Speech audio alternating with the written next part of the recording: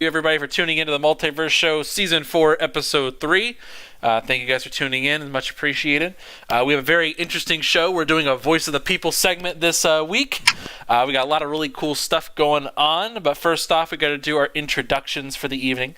First off, we have the Caesar of Cinema, the Baron of Britain, Mr. James Wilson. I'm very tired, and no one is coming to the cinema at the moment in the UK. So that's where I'm at. Mentally, I am here, and then it's just a picture of the This Is Fine dog. And we also have the White Wolf, the writer for Windows Central, Mr. Samuel Tolbert. Hey, let's get this done. The nonsense is finally about to end. All right, and we also have 3 newcomers to the multiverse. Thank you guys for showing up today as we do our Voice of the People segment, as we talk about Xbox and Game Pass and PlayStation 5 and all that good stuff.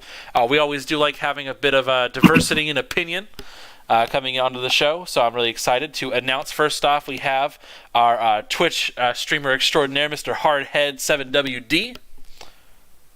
What's going on, yo? This Hardhead. This generation, it's ending on quite a good note, and it's looking like I might be a pony next. Crazy out here. All right. And we also have a PlayStation Bra, Mr. I Am Toastman. First PlayStation Bra on the show, because Thomas screwed us over last time. I'm still going to get you on, Thomas, but we got the next best thing for now. Howdy, everybody. It's the Toast Man. Looking forward to being here tonight, so thank you guys for having me. Should be a good one. All right, and we also have another newcomer, Mr. Perfect Shogun. Yo, what's up? Perfect Shogun here. Yeah. All right, so we're going to get things started, but first off, as we ask every single week, what have you guys been playing? Let's start with one of the regulars. James, do you have a chance to play anything at all, or have you just been seeing Tenet? Well, on repeat, no. I haven't played anything new. I'm continuing to play F1 2020, a fantastic time sink of a game that I'm so happy I've had. Also, I picked up FIFA from last year because it was £4 on the PlayStation Store. I thought, even if it's bad, that's worth the money. And I'm having a ball doing the career mode, despite it being a broken mess. But it's fun to see how far I can push the game. Yeah. About that. And obviously just endless amounts of Fall Guys. I'm up to 7 victories. Oh, nice. Yes, thank you. All right, Sam? Yeah, I've been playing not much, just some Wasteland 3. I started that. I'm really enjoying it. It's my first Wasteland game, but In Exile really, they nailed the really dark humor that Fallout kind of used to have, and it's not quite the same anymore, so if you're itching for that sort of vibe, then they've definitely got you covered. I'm also halfway through Tell Me Why, which is very good. Don't Nod continues to really elevate their storytelling game, and the small town Alaska setting is absolutely gorgeous. I've also been catching up on some stuff like achievements in Gears 5 and making ranks in the season before the next operation drops, which actually, fun fact, coincides with the Series X launch on the 10th. So, yeah, not too much. Coincidence? Probably. All right. And we also have Hardhead. What have you been playing, sir? Oh man. Lately I just finished the Avengers campaign yesterday. It was a lot better than I expected it to be.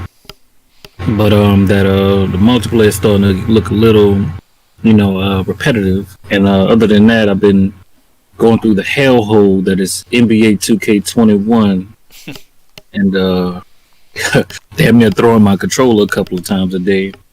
And whenever I got some free time, I'm trying to beat that Ghost campaign, or really platinum it before that new update drops, hopefully in October. So we haven't talked about Avengers really at all. What are your thoughts on Avengers? I know Sam's been playing it. I haven't touched it. I don't think James has touched it either. But give a shit. And it seems like they're at least trying to build their own little universe within the game. The story is really it's forgettable but fun at the same time. I don't know how to really put that, but they have pretty much everything else with the game is an issue, except for the skill tree. They probably have one of the best skill trees I've seen in a game in a long time. Mm-hmm. All right, that's neat. All right, Toast, what you been playing, sir? So similar to Hardhead, I just recently finished the Avengers campaign.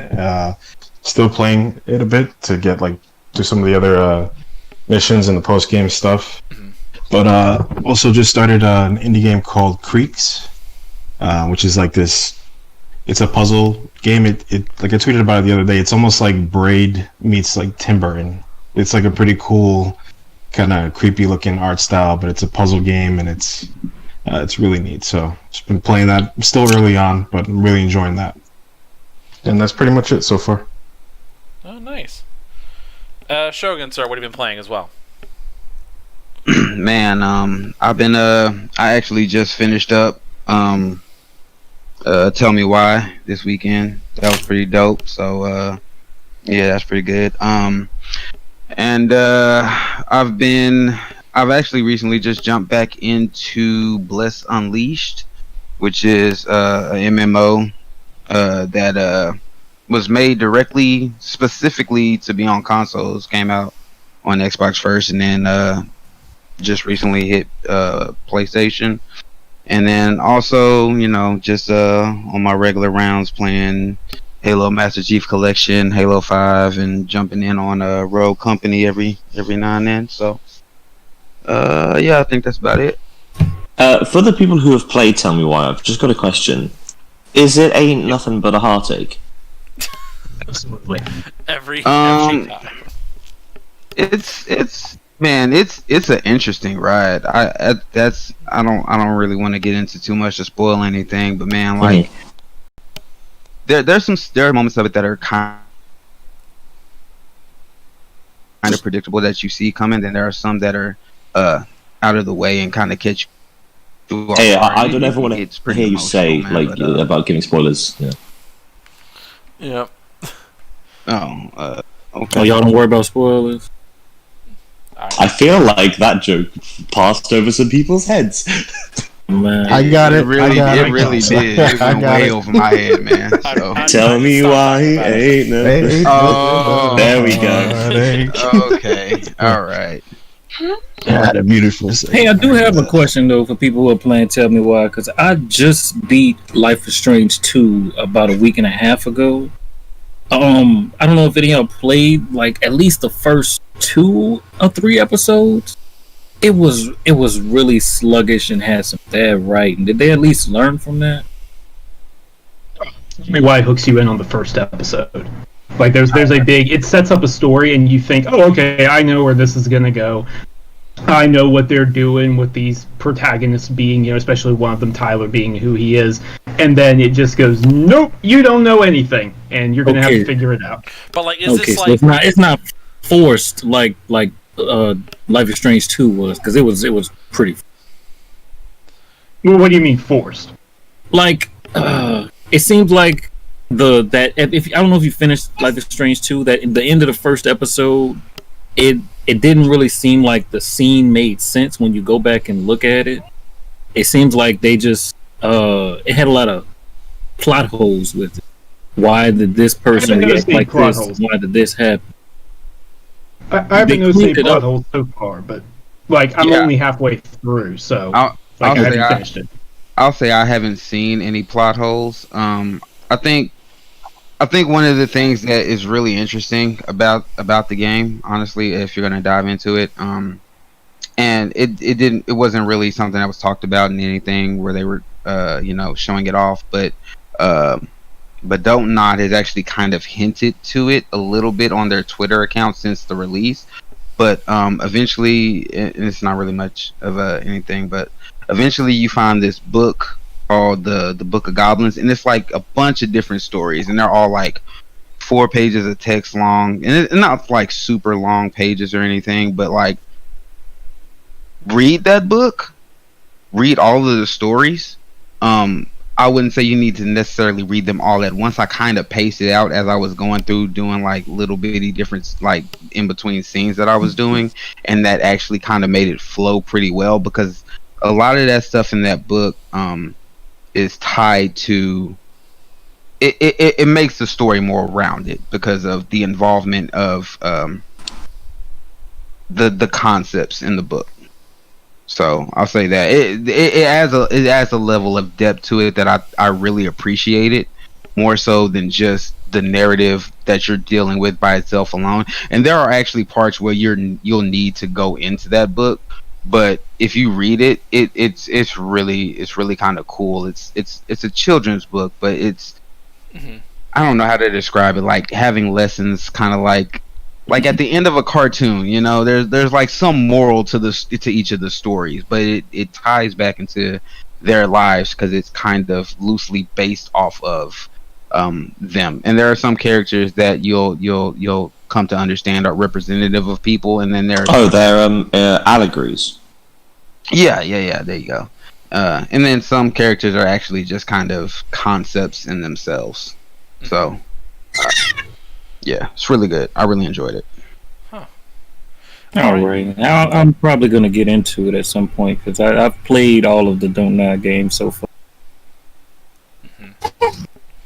I didn't play Vampire. That was the one I didn't play. Yeah. All right. I tried it. So quick thing for time, so we can get into some of the main topics here. Real quick, I know you got to see Tenet. James, so quick, give us like our quick 30-second to 2-minute review for like no spoilers if you can. I know some people have been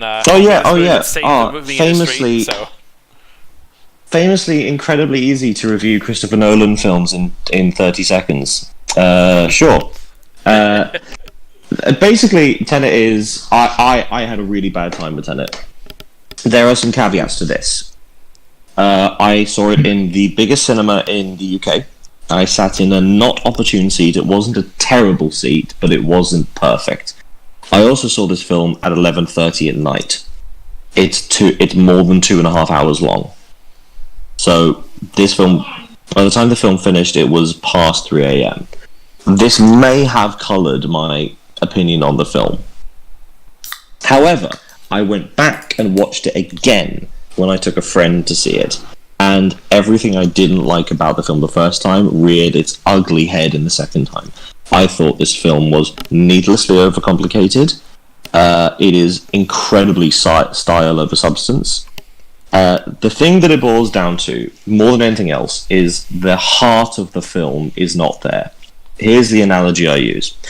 Inception, which I presume everyone here has seen. Nope. No. Wait. Well, we'll talk about that later. That's just surprising. It's been 10 years. You've got to catch up. So, Inception, the heart of the film boils down to one key sentence: a man wants to return to see his family. That is a motivation that drives every single action in the film, and we as people can get with that. That's a thing that's a personal thing that we can agree with. We all would like to be more connected with our family, especially if removed from them for years, potentially decades. Now, the drive and the heart of Tenet is you have to save the world. For no other reason than you have to do it. And while that is incredibly important, it is nowhere near as personal a story as something like Inception, something like The Prestige, something like Interstellar. Like Christopher Nolan prides himself on doing visual spectacle, which he always does, even especially the Batman movies. But all of his stories are incredibly personal, and that is completely thrown out the window for this film, and I don't know why. They even try to inject a personal story into it, and it's very obvious that it might be a studio interjection because they realised this film was cold and soulless. The time travel elements of this film, which are made blatantly obvious in the trailer, are really simplistic. They don't really try to delve into like the mechanics of time travel like other films do. And at the end of the day, I feel like Tenet is a lipstick on a time traveling pig. I don't care how impressive the set pieces are. I don't care how good the lighting is, how good the music might be. I don't care how good the performances are. I just don't care about anything that happened in that film. The worst part was when it started, and it got progressively worse until it ended. So it's like they put makeup on a pile of shit, is what you... It's like they put lipstick on a time-traveling pig. All right. So, I just again. Having said that, I did see one brilliant film on Netflix. Oh yeah, what's because that? we are getting into spooky season, ladies and gentlemen. Ivan is warming up his tweet of the year. The sequel to the 2017 surprise film of The Babysitter Killer Queen. You thought that was amazing? I thought it was really good. I didn't think it was like amazing. I didn't think it was like a record-breaking horror film, but like for like a fun movie to watch with friends. That if you like gore, this film's great. Yeah, I'll give you that. It was like a what's the word? It doesn't need like the baby parody on old gore movies. You know what I mean? Yeah, but here's the thing. But it has heart. Oh, it does. It does. I just point. thought it had a couple of casting issues, but other than that, it was pretty alright. Well, you the mean ending was kind of predictable. Did you? But have you seen the new one? Yeah, I'm talking about the new one. That's what I'm talking about. Oh, I see what you mean. Okay, I watched it last night actually. Me and my girlfriend watched. I mean, is it going to be on my top 10 list at the end of the year? No. Did I have fun every single minute of it? Absolutely. Yeah, it gave you some good laughs at the end of the day. Yeah, but if we're talking about goofy horror films, I implore everyone to go and seek out the trailer for a film called Freaky. Yes. This is from the director. This is from the director of A Happy Death Day, which is one of my absolute favorite films of the past few years. The tagline basically is Freaky Friday, but with a horror film. A serial killer and a teenage girl have had their bodies switched, and they have 6 hours to switch back. Oh god, it's Vince Vaughn. Yeah. Yeah, but okay. Here's the thing about Vince Vaughn. But he looks like a serial killer. I'm not the big Vince Vaughn fan. However, Vince Vaughn, and I mean this sincerely, for the past 4 or 5 years has made one genuinely good movie every year. And I'm talking about stuff like Brawl in Sword Block 99. Freaky, it seems like this is going to be good. Dragged Across Concrete is also brilliant. Like, he's a surprisingly good dramatic actor. But I'm well into this. The trailer for Freaky, for me, it's my new most anticipated movie, because Wonder Woman was pushed back to December, and Eternals isn't coming out, and Avatar 2 will never be released. So this is a movie coming out in theaters? It's not like a supposedly, the trailer says out in theaters. Theaters, I think, don't quote me on this, I think November 9th, but I know it's after Halloween. Yeah. Oh yeah, it's a Universal Films movie. So yeah, well, don't look at Universal. Look at the fact that it's a Blumhouse production. Oh, okay. That's the thing. Blumhouse are the horror guys. Yeah. So strictly because of time, I gotta move it on. I'm really excited. Yeah, I'm done. I'm done. That's all. That's all of my movie stuff. Yeah, so we can get into the main topic, so we can jump into good rabbit holes there. So, all right. So we had a lot of news that happened last week. Xbox had a very big blowout over Labor Day. I'm actually really glad we didn't have a show last Monday, because if we did, everything we'd be talking about would have been completely overshadowed and forgotten. So that worked out in our favor. Just real quick, we're going to go over what happened in terms of a timeline. So, over Labor Day, there was a leak that came out. The leak was done by Brad Sams over at Thurrott, and the leak had said that there was going to be the Xbox Xbox Series S launching at $299. Xbox actually announced, pivoted at 3 o'clock in the morning and officially confirmed everything. Just went on out there and said, yeah, it's all true. Just did a whole big thing about it. And then the very next day after that, then they announced the Series X on, was it Wednesday? Was it a Wednesday? Yeah, it was PlayStation's anniversary. Yeah, I think that was a Wednesday. Yep. So whatever day PlayStation's anniversary. Yeah, I was going to say. The 25th PlayStation North America, the PlayStation 1 North America launch.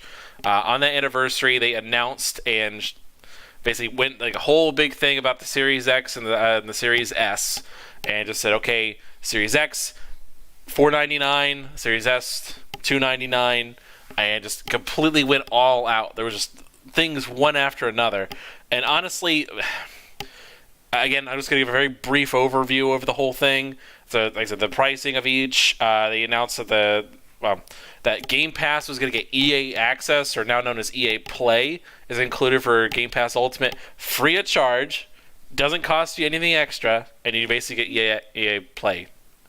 And what was it? Gears Tactics is coming to console this holiday, so that too. Assassin's Creed Valhalla and Yakuza 7 had their release dates bumped up to match.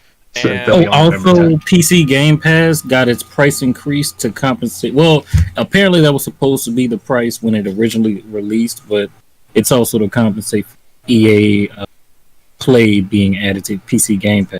Yeah. I wouldn't say that. I mean, It's just because always it was going to be $10. The fact that the announcements came around the same time is, I get that association, but like one's changing now, the other's changing later on in the future at an undisclosed date at this moment. I don't think that really. Wasn't yeah, it if it was due in a to beta price anywhere? Sorry, yes, exactly. No, it's okay. It was in beta. That's why it was only $5. If it was to compensate for EA Play being added, Ultimate would have its price raised, but Ultimate isn't getting a price raise. So Yeah. So there was a lot of stuff that happened. So at least for this portion, we're going to approach things a little differently than we normally do. Most time we just tackle it topic by topic, but we're going to go person by person in this case, just trying to get general impressions for everybody, because everybody here is coming at it from a completely different mindset. So like Sam's coming at it from more of a technical mindset. I'm more of like a core gamer setup. We're all over the place here, and I want to kind of get everyone's impressions in terms of not necessarily what happened, but the announcements and kind of how you're feeling coming up in this generation. So I kind of want to start with one of our newer guys, Shogun. Let's start with you. What are your thoughts about this whole thing that happened last week and where you kind of sit right now? So it was crazy. I remember I was sitting in a party chat with some friends when the news came through, and they were like, "Yo, this thing leaked. Go and look at it." And I'm looking at it, and it's Brad Sam's, and I'm like, man, at first it was like, all right, maybe this is real. This seems pretty feasible. And then, of course, like a few hours later, they're like, yep, nah, we're just gonna go ahead and dump it all out there. And so, like, this was Monday night, of course, and then by Tuesday morning, it was official. The tweets were out, the memes. Microsoft was all over, kind of just getting ahead of this thing. As far as the Series S is one of Xbox's worst kept secrets, along with Fable, along with pretty much anything they do these days. And so yeah, this thing coming out was no surprise. The price of it for me was no surprise. I've been championing since hearing about it, and all the details that it was going to be $299. The Xbox One X would be $499. The date is right around where a lot of people were speculating it would be. So that was probably really the only, that, and the fact that the pre-order date is the 22nd of this month, or pretty much the only surprises out of all that was announced for me. We finally got the day for Gears Tactics coming to Xbox, which is going to be on the release date, so that's pretty cool. Of course, all the other games that got bumped up.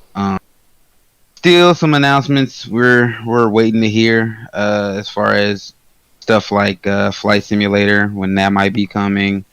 One of the ID at Xbox guys tweeted something about seeing a game that's unannounced that they're super over the moon about. So their Xbox still, they released a lot of information, but they still got some cards held somewhere. So I'm expecting that they're gonna release that sometime, probably after this PlayStation event here that's coming up soon, which we'll get to later, I guess. So for me, man, like this is about exactly what I was expecting. I'll say one of the things that surprised me the most was the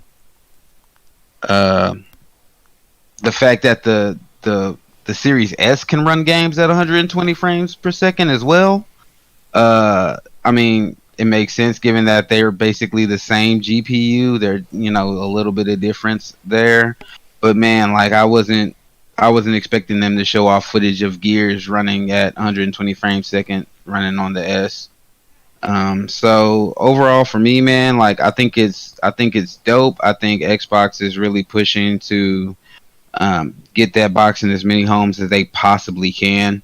Of course, the X is going to be for the hardcore gamers like me who have a 4K TV, and I still actually need to upgrade mine because mine I don't have HDMI 2.1, so of course I can't do 120 frames with 4K and all that. So I will be updating at some point, but still right now it's gonna my set's pretty good, but it's pretty old, so I've been needing to upgrade anyway. But that's something that neither one of them has really clarified. Like, cause I don't want screen tearing. I know they want the games to run at 120 FPS, and that's what they're both really promoting. So if we only have setups that can run 60 hertz, or is it gonna have VSync so we don't have screen tear? I mean, it's got variable rates. They're both supposed to have variable rate shading, as far as I know. So, and by both I mean the Xbox and the PlayStation, because yeah, that's what I meant too. So yeah, I believe they both are supposed to have that to kind of go along with it. But I mean, to be fair, like that's one of those technical things that I'm not really sure about either. But I believe so. I mean, I'll know when I get it eventually. But yeah, that's what variable refresh rate supposed to help out with all that. So both. I mean, that was, or at least on the PC side, that's usually just for if you're running a monitor that's lower than the frame rate that game. So yeah, man. All in all, man, I'm pretty excited about the news. I'll be panicking and having hyperventilation as I try to get my pre-order in on the 22nd to get my X, because those things, all the consoles are going to sell out this holiday, man. It doesn't matter; they're all going to sell out. So I'm going to get my pre-orders in and hope that I get something. I get that. Toast, where are you sitting on this, man? What do you say now? Toast. Oh, okay. Honestly, I'm super excited. Like, just in general, just like for gaming in general, this next generation, right around the corner. This is the kind of news that that we've needed. So it's super exciting to see. I was incredibly shocked at the price of the S. I didn't think they would go as low as 300. I thought maybe 4, but 300 was a big shocker to me. But overall, I think it's awesome that they just kept hammering it in with all the announcements, including the EA Play stuff, and a lot of value there. Personally, will I buy one at launch? No, but I'll probably consider next year to pick up an S, most likely.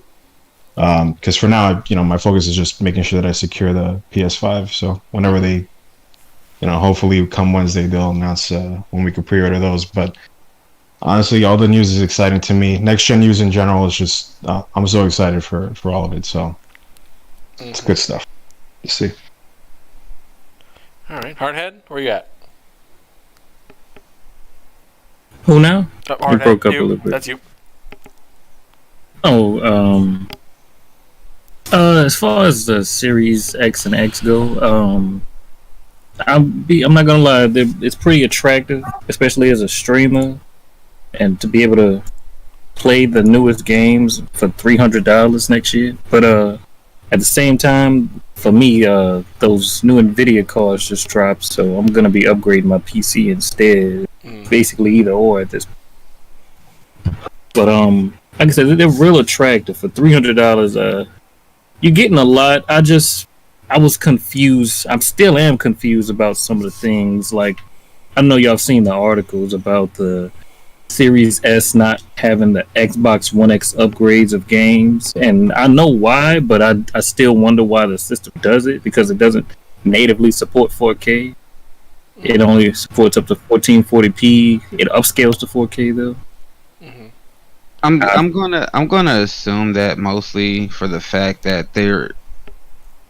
I think what Microsoft is trying to do, and it's kind of they established this when they originally made the X, is they're trying to differentiate between the hardcore and the casual, and just kind of, there's like, the Series S is supposed to replace the 1S, and the Series X is supposed to replace the 1X. So, I mean, I understand that there's a lot of capability in it, and why, like, for older games, it seems like it should be able to do 4K. It should at least support it, though, right? Like, I can understand not targeting. I know that's the target, 1440p, but it doesn't even support native 4K.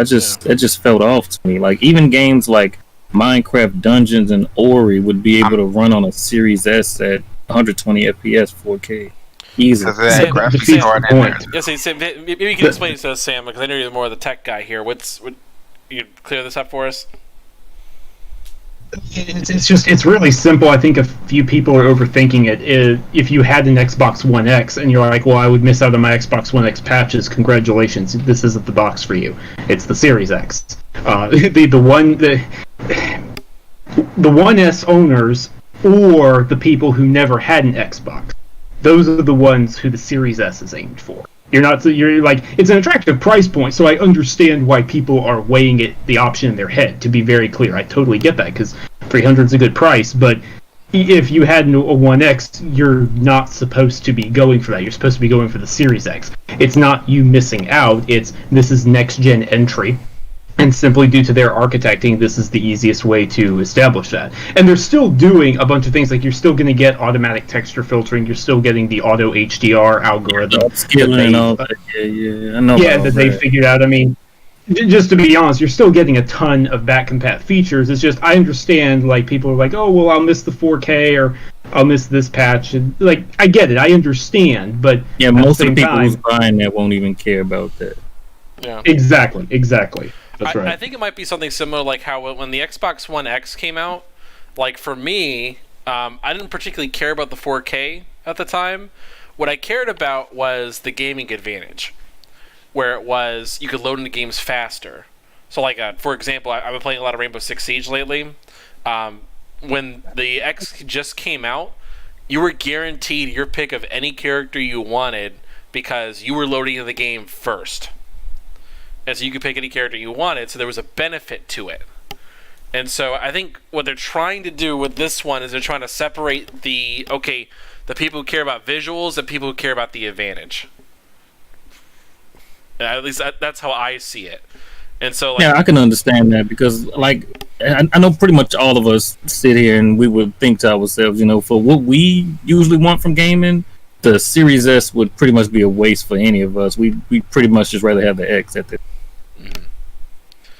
Yeah, I mean, especially if we care about the graphics and such, we care about that. But James, I know you're kind of in a different position here. What are your thoughts on this as a 360 to PlayStation convert from last gen? Yeah, PS2, 360, PS4. So, like, maybe I'm due to switch back. This is my pattern. I don't know. I mean, it all depends on what happens tomorrow, frankly. Because if they come out tomorrow and say that, the PlayStation 5 is, I'm willing to pay £450. Oh no, maybe not. That's a lot.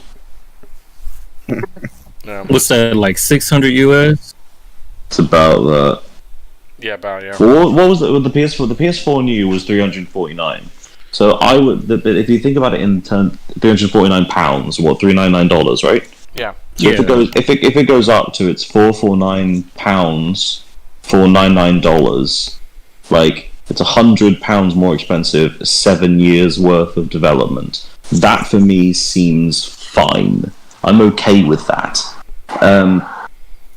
But for me, it's dependent on the games and the content and what I can use it for. Because my PlayStation does just about everything I need it to right now. I don't need to get a new console currently, because I'm not that kind of person. I don't need the newest thing just because it's new, or just because apparently it's better. Like, I'm okay waiting maybe a year, 18 months to get another one. However, that Series S with that Game Pass deal with EA Play, it's a really good deal, and you can get it in. You can pay for it in monthly installments. I've seen deals in the UK for something like £25 a month, which is less than what I pay for a phone, and I use this way more than I use my phone. So I just think it's definitely something to consider. I was already sort of hesitant. I was moving towards the fence for the past few months, because Xbox has been on the recovery train for a while now, and they've really kicked into the gear over the past year, building up to this, obviously. Mm-hmm. So yeah, for me, it's all dependent on what happens on Wednesday, when everyone's got their chips on the table, and we finally see when the dust starts to settle, and I use all of these metaphors, we see what the new landscape is going to be. Then I think the time's to make decision, because making decisions now, it's just a bad idea, because you never know what's going to come around the corner. I do like how you brought that up, though, because see, as a streamer, it's kind of hard to not have the newest things and have the newest content ready for people who want to enjoy that. Yeah, so that's your thing. Like your audience expects that. If I had an audience of people coming to watch me play video games, of course I'd want the newest stuff, because I want to show it off and I want them to see something cool. But I'm a dude who watches wrestling, plays like 7 or 8 games a year, and this is a Netflix box for most of the time. Like, that's just where I am. So I'm the closest thing we have to a normal person in terms of what they use a games console for. Yeah. And so in terms of view for that, I'm telling you that the Xbox Series S, that's the one that people are going to buy, because it does just about everything that a normal person could want. And because a normal person will not care, and I know it's hard to say here, guys. A normal person does not care that a game is not in 4K. They don't. I know they truly don't care. You can honestly give them a Series S, tell them that the game is in 4K, and they wouldn't be able to tell you the difference. No, but you don't even need to lie about it. You don't even need to tell them it's. You just tell them here's the game, and they will play the game and they will be happy with it. My thing is, it's only because we've put ourselves in this bubble that we know the differences. This is like when anybody watches a film with me. Like, I can't deal with it with like a normal film where they do something wrong, and that will bother me for 2 days. And people tell me, just James, get over it. They said one word wrong, and I'm like, no, it doesn't. You don't understand. No, I mean, I get it. Like, my thing is, I look at it from the perspective of when I'm telling people, like, go get something, I don't even suggest 4K is the main thing. It's HDR. Like, I feel like HDR is the biggest difference because of the color. And you could see it's something you could tangibly see a difference in terms of color, and that matters. And so most of the time, like, hey, the Series S has HDR, I'm done. Like, that's all I care about. Like, I mean, I'm gonna get the Series X anyway, just because I got kind of spoiled too. But there's only difference there. But to most people, if you're getting HDR, that's the benefit of 4K to you. That's it. You won't be able to tell the difference beyond that point. Yeah, I was gonna say there are a good fair, at least out here, is a good fair share of people who do just, like to have 4K TVs in their home. Yeah. Especially around Super Bowl time, Black Friday, they're just buying up all the 4K. So if they do have a 4K TV, they like to at least believe that the content they're consuming is in 4K. As long as they believe that, that's fine. But these are the same people who don't turn off like motion smoothing. Nah, they don't do all that. They don't even reconfigure the TVs when they get on. They just take them out of the box, turn them on. Pretty much. I feel like I know Tom Cruise and Chris McQuarrie did a public service announcement about motion smoothing, but it genuinely ruins everything that you do. If you're listening at home and you don't know what motion smoothing is, it's that stuff you see when you're looking at the TV. We know, but like I'm saying for the people at home who've never heard the phrase motion smoothing or auto smooth or video interpolation, like go into your TV settings and turn everything off. Just turn it to just factory settings, just nothing. You will instantly see that your films actually look like films and don't look like football matches anymore. I was gonna say they look like soap operas. Yeah, can't deal with it. Bothers me to hell. When I go to people's homes, I change their TV settings. I can't do it. All right, so I'm gonna jump in here. We're getting into the pièce de résistance, what everyone is here for right now. PlayStation 5. As we know, and like I said on Twitter last week, it was like Xbox just showed up. Held a party on PlayStation's lawn on the 25th anniversary of the the North American launch of PlayStation 1. They just showed up, had a big party, yelled Xbox, and PlayStation didn't do anything. And right now we've been waiting, just waiting for anything right now, and lo and behold, early at 9 o'clock on a Saturday morning, PlayStation I had want an to check announcement. something because I think they slowed down on those VR tweets after that too. Because y'all said that was on a Wednesday, right? They were supposed to be tweeting about VR that whole week, and after that announcement, the VR announcements pretty much slowed down. So I guess they took it seriously. Oh no! What are those 17 people who play VR games regularly gonna do? Oh. What's Nick Marseille Hey, I'm one of say? them. I'm one of them. I'm definitely one of them. I love my PSVR. I love it too. It's amazing. Hey, it just because it's good doesn't mean everyone doesn't not have one. So in the we're getting it. We're getting into the tired level of James when I start doing like quadruple negatives. Yeah. All right. So early on a Saturday morning, PlayStation said they're having an event this Wednesday, 2 days from now, over here on the North America. Well, more like a day and a half from now. PlayStation's going to be having an event. Largely considered this is going to be the PlayStation 5 price reveal, which I will say it was. I'm going to preface it this way because everyone feel free to jump in at any time here. This is the free-for-all segment. I will say it's weird that they announced it on a Saturday morning. Like, that's very, very weird. Like, I can't. Oh no, they were 100%. They were 100% doing it in response to what Xbox did because they wanted to change the conversation. Well, I think it's more. Oh, go ahead.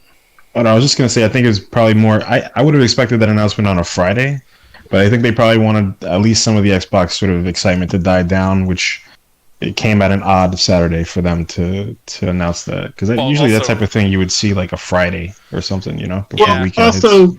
Also, the whole fact of it being 9/11 that might have been. That's right. They couldn't do it on Friday because I already knew. If we look at like the history for announcements this past, at least like for the PS5 at least, it's always on a Wednesday for some reason. So I knew whenever they announced it, it was gonna be on Wednesday. But you can't announce that on.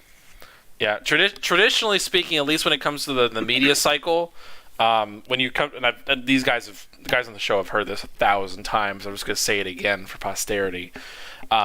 When you hear about the news cycle, most of the time you want to drop good news between Monday and Wednesday, namely because most of the media works over the week, and that's when you get the biggest amount of attention. Like, yeah, there's still weekend coverage and such, but it's most people pay attention during the week. So you drop it Monday through Wednesday, you get the most amount of attention because you can carry on that hype through the end of the week. You drop bad news on Friday, so it gets buried throughout the weekend. I mean, perfect example. I mean, this wasn't really well, this is not the best example for Xbox, like in terms of having their stuff leaked on a Monday. They didn't really get a choice when they got leaked, but they did basically did a blowout on Wednesday, and then right afterwards, the Kenna Bridge of Spirits got delayed, and they announced that on a Friday. So they said, okay, it's delayed, and it got buried, and the news got taken over the next day. So I mean, that's generally how it tends to happen. There are a few exceptions to that, but yeah, you're right. Normally PlayStation lately has been doing stuff on Wednesdays, like their state of plays and such. Yeah, I peeped that a long time ago. I was like, whenever something happens, it's gonna be on Wednesday. Watch every damn Wednesday. Yeah. Yeah. So yeah, the whole good to know, announcement on Saturday thing was just kind of weird though. Like I would have just waited till Monday, but I mean, I guess they really wanted to get that out there and have have people ready to go and anticipate. Have it built for a few days over the weekend. Yeah, I'm about to say, you wait till Monday, you don't get to build up as much anticipation as you would on Saturday. Yeah. What was it? So, with PlayStation, there's a lot of speculation, at least in terms of what they're going to do. There's some facts behind it that we definitely know of. So before the COVID thing really took hold, the estimated price, at least in terms of development for the PlayStation 5, was around $450 to $470. I've seen a couple variations on that lately. But right now, a lot of the Sam, correct me. Is it the CPU that's having an increase in expenses lately, or is it the SSD? I forget which one it was. The main cost of cost per Bloomberg's report, and keep in mind this was several months ago, so grain of salt, but Bloomberg is solid, was unexpected cooling costs. They were spending a lot more on cooling than they expected to, and that was causing debate internally. That's per Bloomberg's report. It's because the console they were making was spitting hot fire. Yeah. It's just So that's a thing that's kind of going on right now. So at least in terms of cost estimates, before Xbox announcing their costs, it's largely believed, at least in terms of breaking even, that the PlayStation 5 was going to have to be cost at least $500. If you factor in retail and you factor in the operating costs, it was just going to be at least $500. I've heard stuff saying that they originally were planning on trying to shoot for $600. Again, believe what you want to believe. I mean, the sources I've heard have told me they were planning on $600, but they weren't planning on Xbox dropping at $5. They were hoping that both competitions were supposed to, both sides of the competition were going to shoot for $600, so that way they could price it at $600 and no one could make a big fuss out of it. They were just waiting for the other person to announce it first, so they get the sticker shock hate, and then they could just match it or undercut it a little bit, depending on how the competition felt like. So that's at least as far as I'm aware of, concerned-wise. So for PlayStation, ever since this announcement of $500, I've seen so many different price anticipations, it make your head spin. I've seen people who are saying this thing is going to be $500 for the digital version, $550 for the disc version. I've seen people say the discless version is going to be $300. I've seen things all over the place. I don't know what to believe, at least in terms of what they're going to do. I kind of want to get a general idea from you guys. What do you think the price is going to be? I'm going to start with Sam, because you were the last person to talk this time. But what do you think the price is going to be? If you had to put money on it, what would you say it's going to be? Well, we're all going to have to put money on it because it's a product. Not bad, James. Not bad. Thank you. Honestly, I'll be real with you. I feel way less certain about this than I would for the Series X and the Series S. I thought those were coming in at $500 and $300. I hoped they were, but I was pretty sure they were as well. Mm-hmm. This is tough. It's really tough. I'm gonna say $4.99 for the disc version, and $4.49 for the discless. But I mean, it could easily be another 50 more than that. It could easily be like $5.49 for the disc and $4.99 for the discless. Or if they really want to bite the bullet here, and they could do it, they could go, $500 for the disc, but $3.99, or $400 for the discless. Would be bold, but they could do it. Like, I'm gonna stick with $500 and $450 respectively, but it's tough. It's tough to call. Yeah. All right, James, where are you at first? Before we jump into everybody else, I want to get you guys out of the way. I mean, I said that I would be happy. I would be content with it being £4.49, so $4.99. I imagine that's how they would do it based on what they did last time. But again, as Sam said, like, they could try and undercut and go for $4.49, like just to do it that little bit. Because the install base is just so big. I think it's much bigger than it was compared to last time. The split Xbox to PlayStation, right? In most places. Yeah. Pretty much everywhere. Yeah. Yeah. Just about everywhere actually. And hopefully, Sony might have learned from watching themselves in 2006, and then Microsoft in 2013 to come out, and when they announced this, to be like, let's talk about games. Let's not talk about television so much. Let's not tell everyone to get a second job if they want to buy our console. So even if they go a bit more expensive, if they have all of this goodwill from the PlayStation 4, which a lot of people, fair enough. I'm blue screening right now. I think it'll be $4.49. $4.49. There we go. That's my thing. The big one, and So the what little about one. this? Yeah, $3.49. Oh, you think $100? You think $100 difference? 100. Yeah. All right. Okay. I see you there. Okay. Now, between Toast, because then they can do the whole marketing thing of, well, the PlayStation 5 disc version is the same price as the PlayStation 4. Yeah. You see, I'm with him on that, because honestly, I feel like if they want to be predictable and they want to just get us for what they expect us to pay, then yeah, I can see 500 and 300. But if they want to drop a bomb, they want to really shock people and have us really out there trying to get a PlayStation, then they'll cut it by like at least $50. Like, yeah, I know it's not even common at all for consoles to drop in a $50 price point, like $350, $450, $550. But if they, what you gonna say? I was just saying, I'd rather the consoles be more expensive than the price they need to be, and then the games don't start going up in price. Because if the consoles are going to cost as much as they're going to cost, we're going to start seeing $70 games. We just will. $70 standard games. It's going to happen. Spoiler alert, that's already happening. Take-Two and Activision are already doing $70 games this holiday. Yeah, there you go. Others There will you go. follow. Yeah.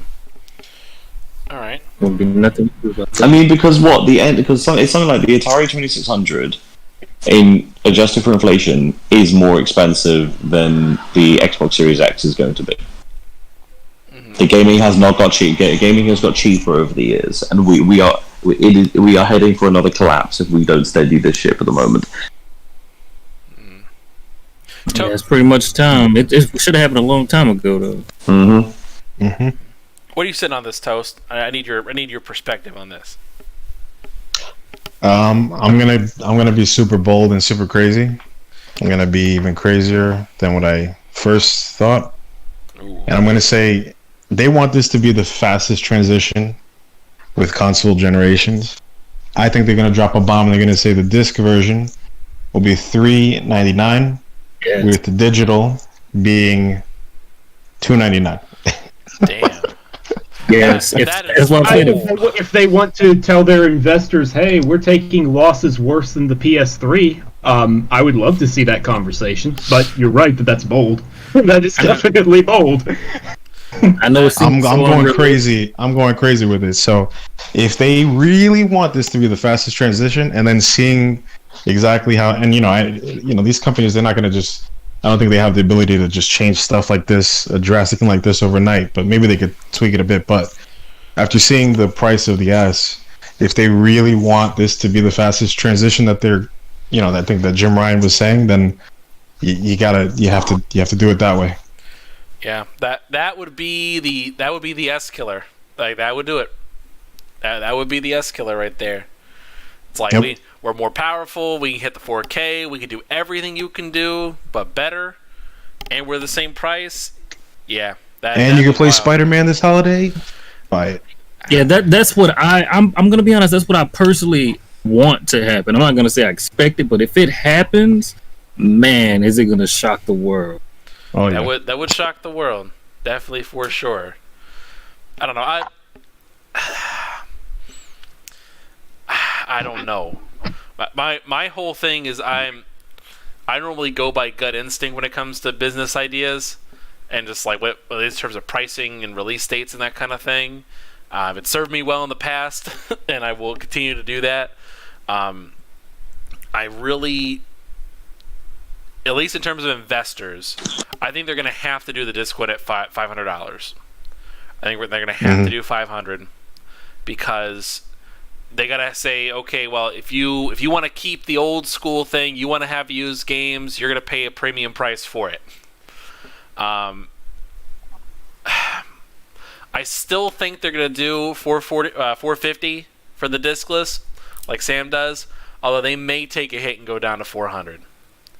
I could see them doing that because arguing to investors would be a lot easier. Say, hey, look, we like $399s work for us. We basically treat this like this is the main model, like what we did with the PS3 before, but we're being upfront about it. Because like with the PS3, remember the first year or so they had the backwards compatibility option for PS2. That future versions of PS3 didn't have that anymore, and they saved on the development costs. So what they did is they do the same thing, but they're upfront about it. It's like, hey, you want the disc drive, you want your physical games to work, that's cool. You can have the disc drive, but you got to pay $100 more. Or you could save $100, but we lock you into our ecosystem, and we are guaranteed to make money off of you. No more used games. We get the retailer's cut and all of our digital store. I think they could probably make that argument to their investors and justify that. You want to hear a crazy conspiracy theory? Please tell me. Oh man! So remember when I was talking earlier about the S and the 1S replacing the Series S replacing the 1S and the Series X replacing the Series X? If you notice, the way they priced those was right in line with how they priced their current iterations of those consoles that they're replacing. I know a lot of people have been saying recently, the Series S is still $300, and it's going to probably stay $300 until the Series S and the Series X release, and they'll probably drop that down to, if they want to be bold, $99 like PS2 did, and that thing will fly off the shelves and whatever. But that's being super bold. They'll probably drop it down to $199 or $150. But so in my head, where I sit with this, if you pay attention to everything in the games industry, what's really, I didn't say Siri. What's really odd is that both consoles are launching with a discless version, which is counter to the whole argument that Sony had in 2013, where they were like, here's how you share your games. Because both Sony and Microsoft knew that at some point this games are going to go far more digital. They had already seen the trends in what they were doing with the PS3 and the Xbox 360. I think, and especially giving the shape of the PS5, the digital is their main console. That's the one that they really wanted to push, right? The disc one was sort of like it was to target people who still hold on to that because they know that they're going to go for that. They're going to get a little bit more money off of that. And given what you said about them like, or given the Bloomberg reports about it being like 450, 470 to make, and I think they're still want to eat some profit off of that. So that's going to be $499, while the discless one is going to replace the PS4 Pro, which replaced the original PS4 at $399, because that's what they want to push. They really want to push that. They want you so locked in, like you said, locked into that ecosystem that you're buying games from them directly. They're going to get so much more money off of that. And the reason I don't think it'll be a $50 difference is because if you look at what happened with the SAD edition of the Xbox One when that came out, and they were like, it's going to be $50 cheaper than the S, and people were like, well, that's not anything. Why would I get that? I mean, and to be fair, the many retailers were aggressively selling the disc version of the S for basically less than what the Microsoft was advertising the SAT edition for. So it really made no sense at that point. I think when you make that $100 price difference, because they can't really do more than that because of the cost, it makes it so much more aggressive to push people towards that digital version, because you're not really pushing to that digital version because the market's already trending mostly digital anyway. And to be fair to in that argument, a lot of that stuff is probably free to play games that are download only anyway, so it's kind of like, whatever. But nonetheless, you're pushing people away from the disc version. They really don't want people to buy that one. They want people to buy the discless one. That's the reason they're exactly the same without the disc to begin with. Like, what Microsoft did was they made a completely different SKU to target like people who just want to get in, just want something to play. People who mostly play on probably their phone or something else right now. People who aren't really looking for that high end unit. Also, so yeah, I think there's going to be that $100 price difference, and it's going to be $400 and $500. Mm-hmm. That sounds like a safe bet, honestly. 500 and 400. I think that's probably the more likely scenario. I think you persuaded me now. I think I'm going to officially move it to 500, 400 instead of doing 500 to 450. I think that makes much more sense in the long run for them. I mean, yeah, like I don't think $50 price difference is enough to justify a whole nother SKU with molding and all the other stuff you had. Like, that's so much to carry on. $50? It doesn't seem like, literally when Microsoft made the SAT edition, they literally just took the disk drive out and used the old shell. There was nothing they were redoing. So, I mean, it made more sense to not really go that aggressive on the pricing. But like I said, this is a whole different shape to that system. Like, they put a lot of research and development into all of that stuff, and you have to consider airflow with that. And like, there's so much that went into that. The imagining of that discless one, like, that's the one they want to push. They're going to push it, so they have to push the price off more. Otherwise, some people who are like, well, I need a DVD player too, are probably going to go run and grab that instead of grabbing a $20 DVD player off the shelf from somewhere. I saw something terrible. So if you look at the PlayStation 4, so the PlayStation 5 digital, it looks like the Tower of Sauron. The regular one looks like a Tower of Sauron with a colostomy bag. Yeah, it's just so oddly shaped. It doesn't like, look on the side. Sauron's got a fanny pack. Yeah, it just looks so out of place. Sorry, I can't help but laugh whenever Americans say fanny pack. Yeah. All right. So here's the other question too. The games coming out this year. It's no secret, like we mentioned before. Kid Emergent Spirits got delayed till next year. They're doing Q1 2021.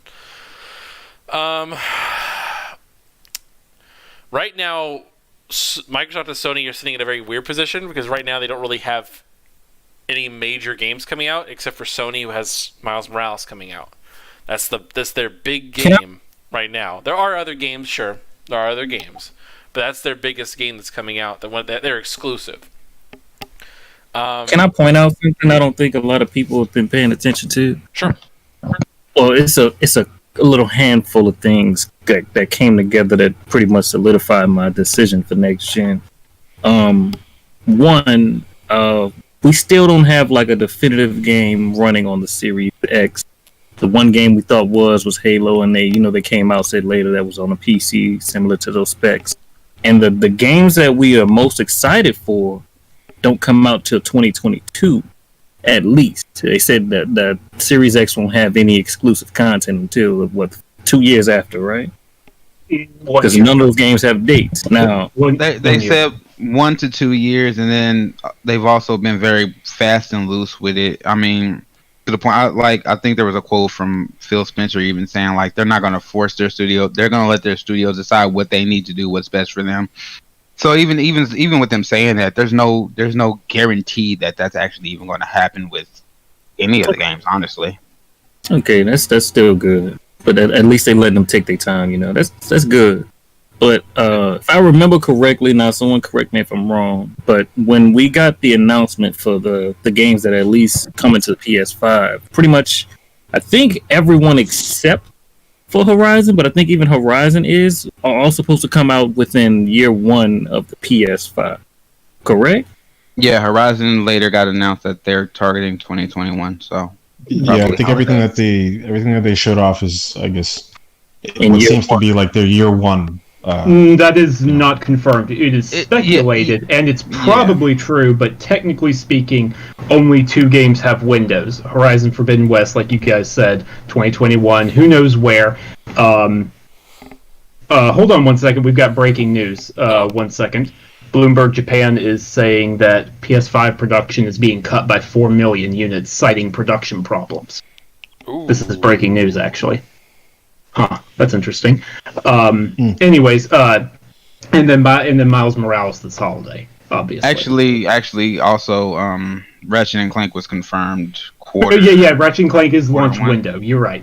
Yeah. Launch window. Yeah, I mean, but we're talking launch like this holiday. But all the games at least said 2021. If I and God, no, the others didn't. Like Sackboy, Demon Souls. None of the others had. At least like half didn't have even a year on them.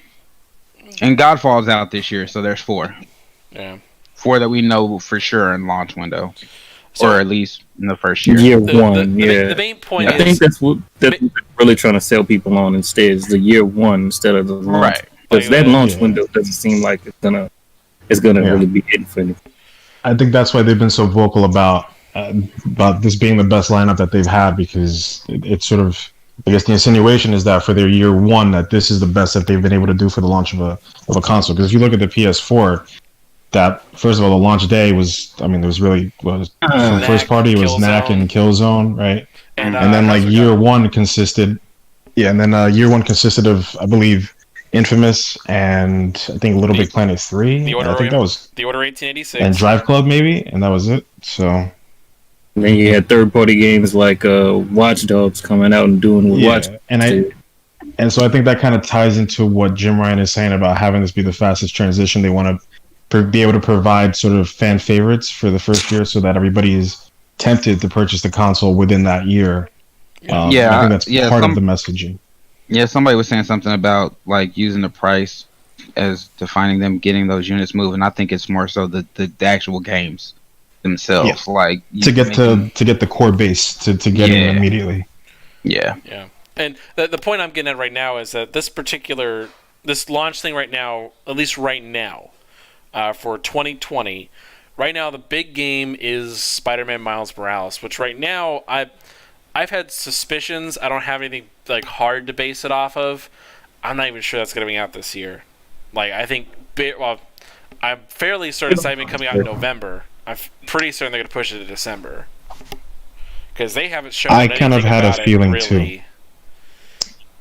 Like, yeah, it'll probably be December, but it'll still be this year. I think the same can probably be said of Demon Souls. It might not hit at launch day, but it's out this year. Yeah, because Blue Point's working on that, right? And they've been working on that for like a long 3 to 4 years now. Yeah, and it's just a remake. Like, didn't just recently they got rated? Everyone. Didn't just recently a lot of these games got rated over? I forget where. Demon's Souls has been rated in multiple Okay. countries. Okay. Miles Morales has not, interestingly enough. See, my Yeah, thing is, which I'm is not sure. That my thing is specifically with Miles Morales. You have the same studio. It's Insomniac. It's not like a studio difference. Like, oh, we don't want to show it unless it's ready, kind of thing. They've shown off Ratchet and Clank twice. They've shown gameplay of this thing, and that's confirmed not to come out till next year. We understand. Yes, it's supposed to be the workhorse game for PlayStation 5 to really show off the power of the SSD. We get that, but specifically for me is all we've seen about Miles Morales right now is that little trailer and then a couple GIFs they posted, and that's kind of it. Yeah. What if they're trying to like save it for when they do have a well, they probably already have a For Wednesday. It's gonna Yeah, be and for they Wednesday. want to like milk it all the way up until Yeah. the PlayStation's release. Yeah, This is yeah, like I- their- this is Go like ahead. their main event. This is like their main event type of game. So they're trying to like keep it hush. Like it's sort of like the special attraction. So you want to Kind- like not even show it off until that very last sort of. Kind of like what they did with Last of Us and Ghost of Tsushima this year. How they really held off on a lot of that information up until like a month before each one, and did like a deep dive into it. I think it's possible they'll do something like that. If we see any sort of gameplay of Miles Morales on Wednesday, I'm gonna assume they're gonna probably do a deep dive on that maybe next month, right before launch, and then it'll be at launch. But if not, I'm highly skeptical about that game's release. Think about how they I just market need to it. very quickly, very quickly, because I need to go to bed. It's 2:15 a.m.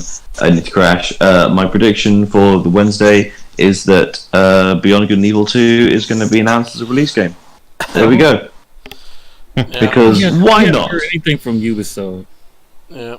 Why not? So All right, see you guys. Good night, James. But yeah, Good the night. reason why I even bring this up in the first place, because one of my thoughts about, at least in terms of how they were going to handle price, is they were going to bundle a game in with it. And like if you said, hey, you buy a PlayStation for $500, you get Miles Morales, like the biggest game coming out right now, you get Spider-Man included for free. Like that would be a deal. Oh yeah. Like that, I think they could stay at 500 and do perfectly fine if it comes out at launch. But that's the Oh question. yeah, for sure. Is it coming out on launch day? That's the thing. I've too had my sort of skepticism about it. Because a lot of just now, you mentioned about Kena being delayed, and I have a feeling we'll see a lot more of that. And in the back of my mind, I was wondering if we were going to get that message from Insomniac anytime now to say, hey, look, we have to push this thing back, which is going to make it very interesting for the launch. Now, question. Yeah, that'd be a very scary thing. I can tell you firsthand, Insomniac is breaking their no crunch rule to get Miles Morales out this year. Yeah, I can for sure. tell you that. So my question is, Definitely. if that thing gets delayed to December, do you think they're going to push the PlayStation back to December? Or No. they just deal with it? Absolutely not. Deal with it. Just let it come out in December. A month is fine. It's not ideal, but it's fine. Yeah, because at that point it would be like, if you really want to play Miles Morales, you're gonna have to get a PlayStation while you can. Exactly right. And plus, you got to think about it. All the big third parties. All of them are coming out late October or middle of November. You got Watch Dogs Legion on October 29th. Then you got Assassin's Creed Valhalla. Call of Duty, Yakuza 7, Dirt 5, Cyberpunk frickin' 2077. All those are middle of November. So. Yeah, there's outside of any first party title offering from both platforms, there's going to be so much to play this holiday season. They don't want to miss out on that money either, and they have to uphold that to their partners, because especially for people who are making stuff that is only next gen, they have to have a place to push it. So yeah, I highly doubt it'll get delayed. The console release, if Miles Morales gets delayed, if it even is supposed to be a launch title. But yeah, there's no way they're delaying it. They're coming out because it's a battleground, and they both are gonna be there in November to make sure they can get as many hands on their consoles as they possibly can. fair. Definitely. All right. Anything else you guys want to add before we kind of wrap things up here? Well, I was super disappointed to see that Kina got delayed. I was like really looking forward to that one. Yeah, that wouldn't hurt a lot of people. That was me with Deathloop. I'm a huge Arcane case, so I was really looking forward to Deathloop. Yeah. At the same time, I wasn't surprised either to see that. Sure. Like they can take their time. They need to take their time. Yeah, definitely. Yep. What about Demon's Souls? You guys think that's actually possible as a launch game?